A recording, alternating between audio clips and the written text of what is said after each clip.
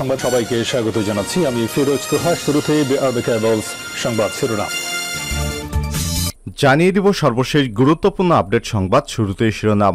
আওয়ামী লীগ সরকার থেকে পরিত্রাণ চায় দেশের জনগণ বলে অভিযোগ করেছেন বিএনপির ঢাকা মহানগর সদস্য সচিব আমিনুল হক।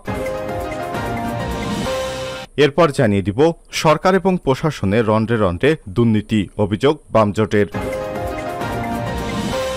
এদিকে ছাত্রদলের ঢাকা মহানগর কমিটি বিলুপ্ত ঘোষণা। বাংলাদেশ জাতীয়তাবাদী ছাত্রদল কেন্দ্রীয় সংসদের সিদ্ধান্ত মোতাবেক ঢাকা মহানগর উত্তর ও ঢাকা মহানগর দক্ষিণ, ঢাকা মহানগর পূর্ব ও ঢাকা মহানগর পশ্চিম শাখার ছাত্রদলের কমিটি বিলুপ্ত ঘোষণা করা হয়েছে। এদিকে কৃষিতে ভর্তুকি কমানো সমালোচনার মুখে অর্থমন্ত্রী। প্রস্তাবিত বাজেটে কৃষি খাতে বরাদ্দ কমানোর সমালোচনা করেছেন স্বতন্ত্র সংসদ সদস্য নাসের শাহরিয়ার জাহেদি। তিনি বলেছেন, কৃষি নির্ভর বাংলাদেশে কিভাবে অর্থমন্ত্রী ভর্তুকি কমালেন, এর কোনো যুক্তি নেই। এদিকে ঈদের আগে পেঁয়াজের কেজিতে ১০০ টাকা ছুঁই ছুঁই। কয়েকদিন আগে থেকেই পেঁয়াজের বাজারে ঝাঁঝ বাড়ছিল। ঈদের আগ মুহূর্তে এসে সেটা আরও ঝাঁঝালো হয়ে উঠেছে। রাজধানীর বাজারগুলোতে দেখা যায় ২ দিনে পেঁয়াজের কেজিতে বেড়েছে ২০ টাকা। এখন প্রতি কেজি পেঁয়াজের মূল্য প্রায় ১০০ টাকার সমপরিমাণ হয়েছে। এবং সর্বশেষ জানিয়ে দিব কিশোরীকে যৌন হেনস্থা, কর্ণাটকের সাবেক মুখ্যমন্ত্রীর বিরুদ্ধে পরোয়ানা জারি। ভারতের কর্ণাটকের সাবেক মুখ্যমন্ত্রী বি.এস. ইয়েদিউরাপ্পার বিরুদ্ধে জামিন অযোগ্য ধারার গ্রেপ্তারি পরোয়ানা জারি করেছে বেঙ্গালুরুর আদালত। বৃহস্পতিবার বিকালে এনডিটিভির এক প্রতিবেদনে সব তথ্য জানানো হয়েছে। প্রতিবেদন অনুযায়ী বর্ষিয়ান বিজেপি নেতার বিরুদ্ধে পাকসো মামলায় জামিন অযোগ্য ধারায় গ্রেপ্তারি পরোয়ানা জারি করা রয়েছে। তবে বিজেপির সংসদীয় কমিটি এই সদস্য আপাতত বেঙ্গালুরুতে নেই, তিনি দিল্লিতে অবস্থান করছেন। তার ঘনিষ্ঠ সূত্র থেকে জানা যায়, দিল্লি থেকে ফিরে আসার পরে তদন্ত প্রক্রিয়া শুরু হলে তাতে যোগ দেবেন তিনি। পুলিশ জানিয়েছে, পাকসো আইন এবং ভারতীয় দণ্ডবিধি ৩৫৪ যৌন হেনস্থা ধারায় তার নামে নাম রুজু করা হয়েছে। যে নারীর অভিযোগের ভিত্তিতে মামলা রুজু করা হয়েছে, তিনি দাবি করেছেন যে গত ফেব্রুয়ারিতে বেঙ্গালুর ডলারস কলোনিতে তার ১৭ বছরের মেয়েকে যৌন হেনস্থা করেন ইয়েদিউরাপ্পা। এ বিষয়ে গত ১৪ মার্চ মামলাটি দায়ের করা হয়। এ মামলার তদন্ত সিআইডিতে হস্তান্তর করা হয়েছে। প্রিয় দর্শক, এতক্ষণ শুনছিলেন সংবাদ শিরোনাম, এবারে বিস্তারিত। তবে তার আগে বন্ধুরা, আপনি কোন স্থান থেকে আমাদের সংবাদটি দেখছেন কমেন্ট করে জানিয়ে দিন এই সংবাদ সম্পর্কে আপনার মূল্যবান মতামত। প্রিয় দর্শক, আপনি যদি আমাদের চ্যানেলে নতুন হয়ে থাকেন, ভিডিওটি দেখতে দেখতে চ্যানেলটি সাবস্ক্রাইব করে রাখুন, যাতে করে আমাদের লেটেস্ট আপডেট সংবাদগুলো সবার আগে আপনার কাছে পৌঁছে যায়। এবারে বিস্তারিত। আওয়ামী লীগ সরকার থেকে পরিত্রাণ চায় জনগণ, আমিনুল হক। ঢাকা মহানগর উত্তর বিএনপির সদস্য সচিব আমিনুল হক বলেছেন, আওয়ামী লীগ সরকারের দুঃশাসন থেকে দেশের মানুষ আজ অতিষ্ঠ হয়ে পড়েছে।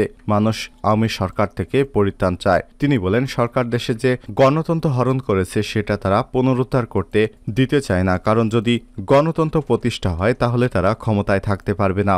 জনগণ তাদের ভোট দিবে না। সুষ্ঠু এবং নিরপেক্ষ নির্বাচনে আওয়ামী লীগ ৩০০ আসনের ৫টিও পাবে কিনা সন্দেহ রয়েছে। আজ দুপুরে ঢাকার পল্লবী ২ নম্বর কমিউনিটি সেন্টারের সামনে ঢাকা মহানগর উত্তর তাঁতি দলের উদ্যোগে অসহায় এবং দুস্থদের মাঝে ঈদ উপহার সামগ্রী বিতরণ অনুষ্ঠানে প্রধান অতিথির বক্তব্যে তিনি এসব কথা বলেন। আমিনুল হক বলেন, আওয়ামী সরকার সারা দেশে বিএনপির লাখ লাখ নেতাকর্মীর নামে মামলা দিয়েছে।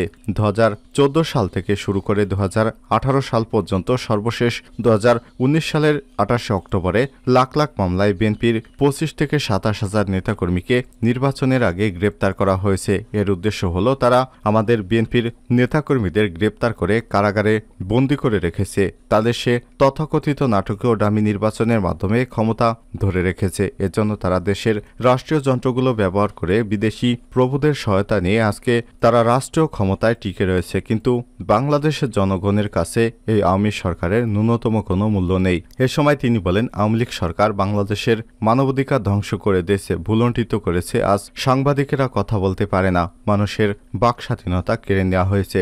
সমাজে কেউ সত্য কথা বলতে পারে না, সত্য কথা বললেই তার নামে মামলা দেয়া হয়। চলে অত্যাচার নির্যাতনের স্ট্রিম রোলার। আমিনুল হক বলেন, বাংলাদেশের মানুষ ২০১৪ সালে সেই তথাকথিত নির্বাচন দেখেছে, ২০১৮ সালে রাতের অন্ধকারে ভোট দেখেছে, ২০২৪ সালের ৭ই জানুয়ারি নাটকীয় ডামি নির্বাচন দেখেছে। কিন্তু বাস্তবতা হচ্ছে ২০২৪ সালের ৭ই জানুয়ারি যে নির্বাচন, সে নির্বাচন বাংলাদেশের মানুষ ঘৃণভরে প্রত্যাখ্যান করেছে। তার প্রমাণ কেউ ভোট দিতে যায়নি কেন্দ্রে, কারণ এই নির্বাচনের মাধ্যমে এদেশের মানুষ বুঝিয়ে দিয়েছে তারা আর আওয়ামী লীগ সরকারকে ক্ষমতায় দেখতে চায় না। ঢাকা মহানগর উত্তর তাঁতি দলের সভাপতি শামসুন নাহার বেগমের সভাপতিত্বে এবং সাধারণ সম্পাদক এম এ হান্নান খানের সঞ্চালনায় প্রধান বক্তার বক্তব্যে তাঁতি দলের কেন্দ্রীয় আহ্বায়ক আবুল কালাম আজাদ বলেন, আজকে দেশে গণতন্ত্র নেই, সংবাদপত্রের স্বাধীনতা নেই, সাংবাদিকদের লিখার স্বাধীনতা নেই, মানুষের বাক স্বাধীনতা নেই, মানুষের মৌলিক চাহিদাগুলো আজ ভুলুণ্ঠিত হচ্ছে। এ সময় তিনি বলেন, দেশে গণতন্ত্র প্রতিষ্ঠা করতে বেগম খালেদা জিয়াকে মুক্ত করতে হবে, রাজপথে নামতে হবে, ঢাকার রাজপথে রক্ত গোলাপের পাপড়ি ছড়াতে হবে, তবেই এদেশের আন্দোলন সফল হবে। খালেদা জিয়া মুক্ত হবে, তবেই দেশে গণতন্ত্র ফিরে আসবে। এ সময় অনুষ্ঠানে চাঁদপুর জেলা তাঁতি দলের যুগ্ম আহ্বায়ক আরিফ ইকবাল, লিটু তালুকদার, ঢাকা মহানগর উত্তর মহিলা দলের সিনিয়র যুগ্ম আহ্বায়ক লাইলি বেগম, পল্লবী থানা বিএনপির ভারপ্রাপ্ত আহ্বায়ক কামাল হোসাইন খান, সিনিয়র যুগ্ম আহ্বায়ক আশরাফ আলী গাজী, রূপনগর থানা ৭ নম্বর ওয়ার্ড বিএনপির সভাপতি শফিকুর রহমান মামুন সহ বিভিন্ন পর্যায়ের নেতৃত্ববৃন্দ উপস্থিত ছিলেন। সরকার ও প্রশাসনের রন্ধ্রে রন্ধ্রে দুর্নীতি বামজোট। বর্তমান আওয়ামী লীগ সরকারের প্রশাসনে রন্ধ্রে রন্ধ্রে দুর্নীতি এবং সরকারের রন্ধ্রে রন্ধ্রে দুর্নীতি বলে অভিযোগ করেছে বাম গণতান্ত্রিক জোট। সারা দেশে বেপরোয়া দুর্নীতি, অর্থ পাচার, খেলাপি ঋণ বিস্তার উদ্বেগ প্রকাশ করে বামজোট বলছে, দুর্নীতিবাজ, অর্থ পাচারকারী এবং ঋণ খেলাপিদের বিরুদ্ধে দুঃশাসনের বিরুদ্ধে আন্দোলন গড়ে তুলতে হবে।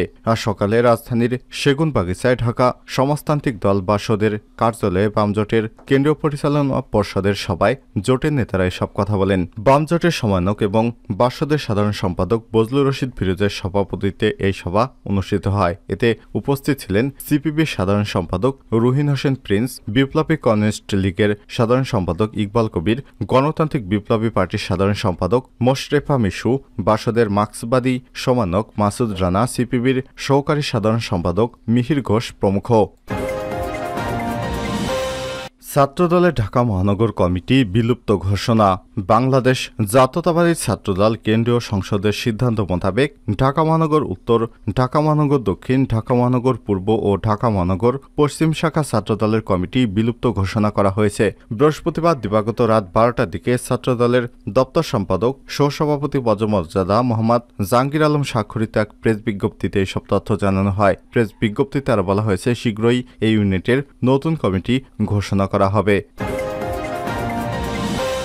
কৃষিতে ভর্তুকি কমানোর সমালোচনা সংসদে। প্রস্তাবিত বাজেটে কৃষি খাতে বরাদ্দ কমানোর সমালোচনা করেছেন স্বতন্ত্র সংসদ সদস্য নাসের শাহরিয়ার জাহেদি। তিনি বলেছেন, কৃষি নির্ভর দেশে কিভাবে অর্থমন্ত্রী ভর্তুকি কমালেন এর কোনো যুক্তি নেই। আজ বৃহস্পতিবার জাতীয় সংসদে 2024-25 অর্থ বছরে প্রস্তাবিত বাজেটের উপর সাধারণ আলোচনায় অংশ নিয়ে সব কথা বলেন নাসের শাহরিয়ার জাহেদি। এই সংসদ সদস্য বলেন, মূল্যস্ফীতির জন্য 739টি দ্রব্যমূল্যকে বিবেচনায় করা হয়, তার মধ্যে 500-র বেশি হচ্ছে কৃষিজাত পণ্য। মূল্যস্ফীতি কমাতে হলে কৃষির উৎপাদন বাড়াতে হবে, কৃষককে ভর্তুকি দিতে হবে। অত্যন্ত দুঃখজনক, কৃষিতে 32.7% ভর্তুকি কমিয়ে দেওয়া হয়েছে। চলতি অর্থবছরে যে বরাদ্দ ছিল তা রাখার দাবি জানান তিনি। বাজেটের বরাদ্দ করা অর্থ যথাযথ ব্যবহার না করলে জনগণ সুফল পাবে না উল্লেখ করে সরকারি দলের সংসদ সদস্য আলাউদ্দিন আহমেদ চৌধুরী বলেন, সরকারি ক্রয় নীতির তথা পিপিআর-এর সংশোধনের সময় এসেছে। এটাকে যথাযথ সংশোধন করা, যথাযথভাবে সমন্বয় করে সরকারের টাকা অপচয় বন্ধ করার জন্য তিনি অর্থমন্ত্রীর প্রতি আহ্বান জানান। ঈদের আগে পেঁয়াজের কেজি 100 ছুঁই। কয়েকদিন আগে থেকেই বাজারে পেঁয়াজের ঝাঁজ বাড়ছিল। ঈদের আগ মুহূর্তে এসে সেটা আরও ঝাঁঝালো হয়ে উঠেছে। রাজধানীর বাজারগুলোতে দুদিনে পেঁয়াজের কেজিতে বেড়েছে 20 টাকা। ক্রেতা বিক্রেতাদের সঙ্গে কথা বলে জানা গেছে, গত মঙ্গলবার রাজধানীর সবচেয়ে বড় দুটি কাঁচা বাজার শ্যামবাজার এবং কারণ বাজারে পাইকারি কেজিতে পেঁয়াজ ছিল 82 থেকে 85 টাকা। মাঝখানে একদিনে, যার পর বৃহস্পতিবার সেটা বেড়ে হয়েছে 88 টাকা। আর খুচরা পর্যায়ে বিক্রি হচ্ছে 90 থেকে 95 টাকা, যেটা আগে ছিল 70 থেকে 75 টাকা। বৃহস্পতিবার শ্যামবাজার কারণ বাজারে গিয়ে দেখা গিয়েছে দেশি পেঁয়াজ বেশি বাজারে, ভারতীয় পেঁয়াজ কম। হঠাৎ দাম বাড়ার বিষয়ে শ্যামবাজার খুচরা পেঁয়াজ ব্যবসায়ী সাকিব আকন্দ বলেছেন, আমি বলতে পারবো না, তবে গত 2 সপ্তাহ ধরেই অল্প অল্প করে পেঁয়াজের দাম বাড়ছে। আমরা পাইকারি কিনছি 84 টাকা কেজি। শ্যামবাজার আড়তদার মানিক মিয়া বলেন, ভারতীয় এবং ফরিদপুরের পেঁয়াজ প্রতি পাল্লা 5 কেজি 410 টাকা থেকে 420 টাকায় বিক্রি করছে, এতে 82 থেকে 84 টাকা কেজি পড়ছে। লক্ষ্মীবাজার এলাকার ভ্যানে করে পেঁয়াজ বিক্রি করেন আমিন। তিনি বলেন, একদিনের ব্যবধানে পেঁয়াজের কেজি পাইকারিতে 6 থেকে 8 টাকা এবং খুচরা পর্যায়ে 10 টাকা বেড়েছে। রোববার যে পেঁয়াজের কেজি ছিল 76 টাকা, সেটি এখন 84 টাকায়। বর্তমানে ভালো মানের বাছাই করা দেশি পেঁয়াজ 90 টাকা এবং ফরিদপুর ও ভারতীয় পেঁয়াজ 85 টাকা কেজিতে বিক্রি হচ্ছে। ঈদের কারণে দাম আরও বাড়বে।